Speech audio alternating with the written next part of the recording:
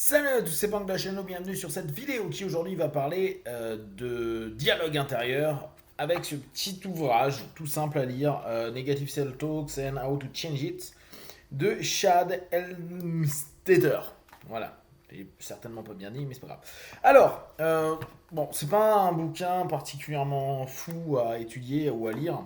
Ce qui est cool, c'est si vous n'avez pas de temps, c'est ce qu'ils appellent des 60 minutes books. Donc ça se lit en 40 minutes ou en 30 minutes, ça dépend comment vous lisez. C'est assez intéressant sur certains aspects. L'auteur, donc en fait, s'est spécialisé sur le dialogue intérieur.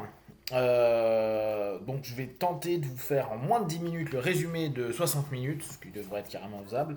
Globalement, il donne l'idée que ouais, il a dans un premier temps un truc assez sympa, à savoir que les objectifs du bouquin et de façon générale de son travail, c'est que tout a été programmé depuis la naissance au travers des différentes informations et langages qu'on a pu entendre. Tout depuis la naissance, de ce qu'on a entendu, pensé et dit, ont été temporairement gravés dans l'esprit. Tous ces messages sont dans une boucle en fait de répétition, donc ça touche physiquement et chimiquement le cerveau. Plus ils sont utilisés, plus ils vont être utilisés. 77% des programmes que nous avons reçus depuis qu'on est enfant et pendant les 18 premières années, je ne sais pas comment il a fait ces stats, sont négatifs.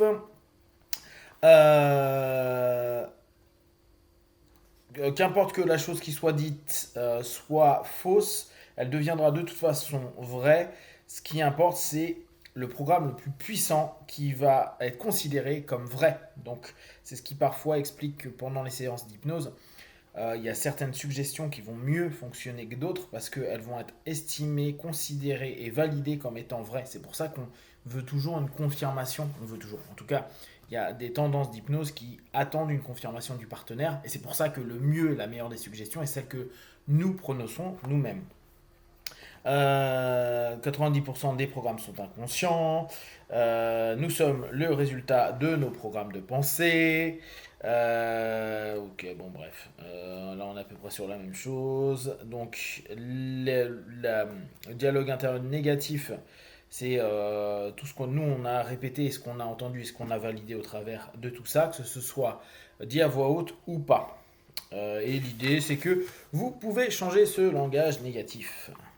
Donc, qu'est-ce qu'un un dialogue négatif? Pour lui, c'est de voir à chaque fois les choses avec une perspective qui ne fonctionne pas, d'être particulièrement focalisé sur les peurs et non pas sur nos forces, de voir davantage les défauts que les qualités positives, de voir tout avec le regard des problèmes et non pas des opportunités et des choix positifs, de voir que nos pensées ou nos mots sont limités, et que ouais, voilà, tout ce qu'on dit et tout ce qu'on fait est limité. Voilà, globalement.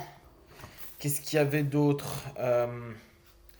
Voilà, un dialogue négatif prédit l'échec. Alors, à savoir, hein, je ne suis pas complètement d'accord avec tout ce qu'il dit, je vous donne globalement ce qu'il partage.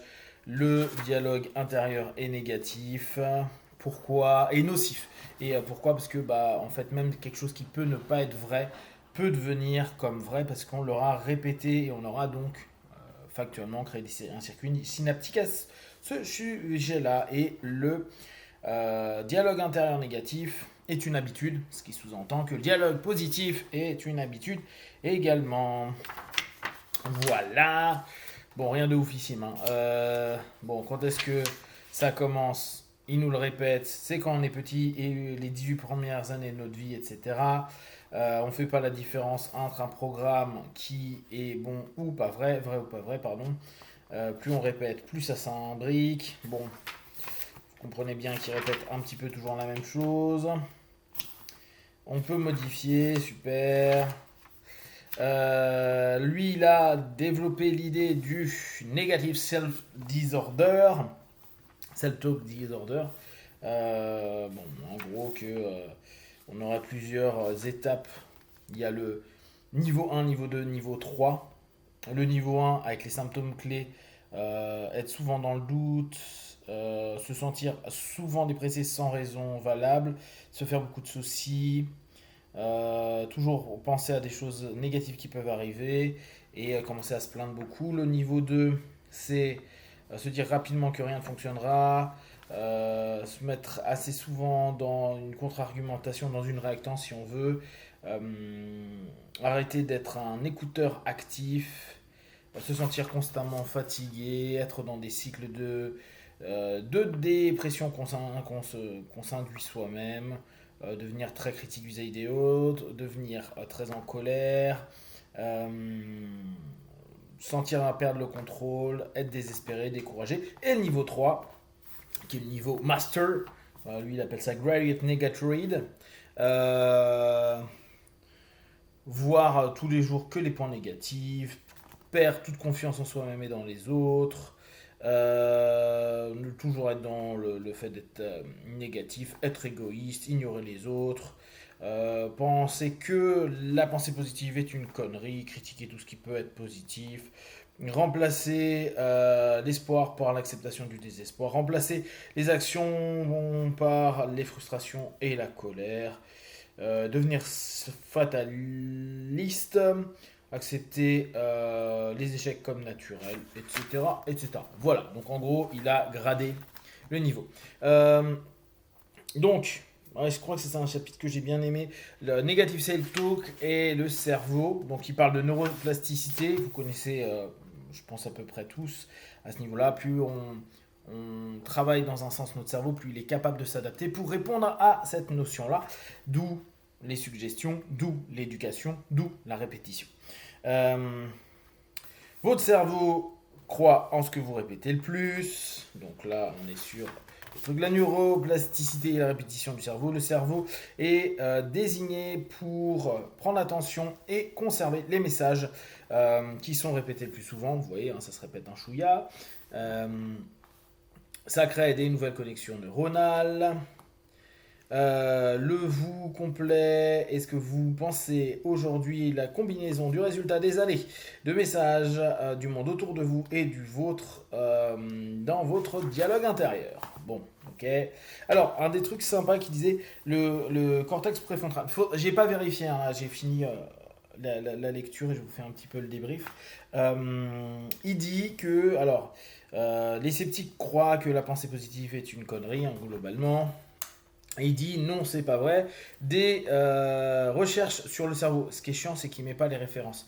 On montrait une histoire complètement différente. Les personnes qui sont entraînées à penser de façon positive vont créer un circuit neuronal sur le cortex préfrontal gauche de leur cerveau. Et cette partie du cerveau les aide à rechercher des options et des alternatives qui les aideront à trouver une meilleure façon de dealer avec le problème.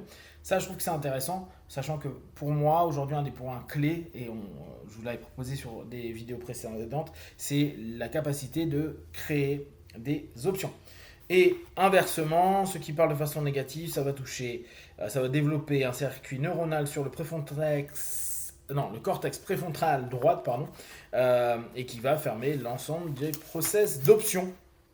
Voilà, donc après il revient sur le fait que 90% des pensées négatives, des pensées sont liées au subconscient et donc 77% d'entre elles sont des pensées, des programmes négatifs de l'inconscient. Voilà. Alors après, comment on peut fixer tout ça? Il dit que ça, il suffit d'avoir quelques techniques toutes simples, que ça prend pas des années, que on peut réécrire sur le principe des pensées négatives et qu'il suffit d'avoir pas mal de répétitions pour y arriver. Hein, on en est à Joseph Murphy, hein, on n'a pas vraiment évolué, on en est à l'auto-hypnose, on en est à la méditation, à tout ce qu'on connaît. Hein. Là, il partage le guide de changement de son dialogue intérieur de la Self-Talk Institute qu'il a créé. La première chose, il conseille pendant 30 jours de monitorer l'ensemble de vos pensées, de vos mots, de vos façons de parler internes-externes pour bien prendre conscience de votre façon de parler. Après, deuxième étape, éditer. À chaque fois que vous dites quelque chose qui déconne, vous le modifiez. Et troisième étape, à nouveau écouter votre dialogue interne pour voir si vous avez atteint un certain niveau à ce moment-là. Je vous rappelle, dans la méthode Silva, pour ceux qui l'avaient fait ou ceux que ça intéresse, dès que vous dites un mot négatif ou une chose négative, ils disent imaginez juste un cancel, un supprimer, par exemple sur votre téléphone portable ou sur un ordi pour effacer l'idée et remplacer par ce qui vous intéresse. Après, ils ont un petit quiz du self-talk sur la self-esteem, la santé, la carrière, les finances, les relations, la qualité de vie, le contrôle de sa vie, la recherche d'objectifs, l'apparence, le poids, l'attitude, l'intelligence, l'énergie, le stress, la manière de dealer avec les problèmes, l'anxiété, le sens de la vie, le regard de demain et le développement personnel. Voilà. Et après, il conseille de changer petit à petit son dialogue du quotidien. Et après, c'est juste des exemples et un question-réponse. Voilà, globalement, ce petit ouvrage. Je trouve que la facette intéressante qu'il faudrait que j'aille vérifier, n'hésitez pas si vous avez des connaissances à ce sujet-là, sur la notion cortex préfrontal gauche et cortex préfrontal droite, pour savoir la création d'options. Je trouve que ça c'est intéressant.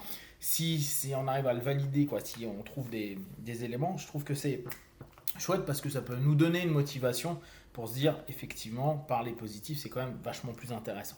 Bon, de façon générale, on est ok que vaut mieux avoir un dialogue positif sans rentrer dans de l'excès ou du mensonge vis-à-vis de soi-même.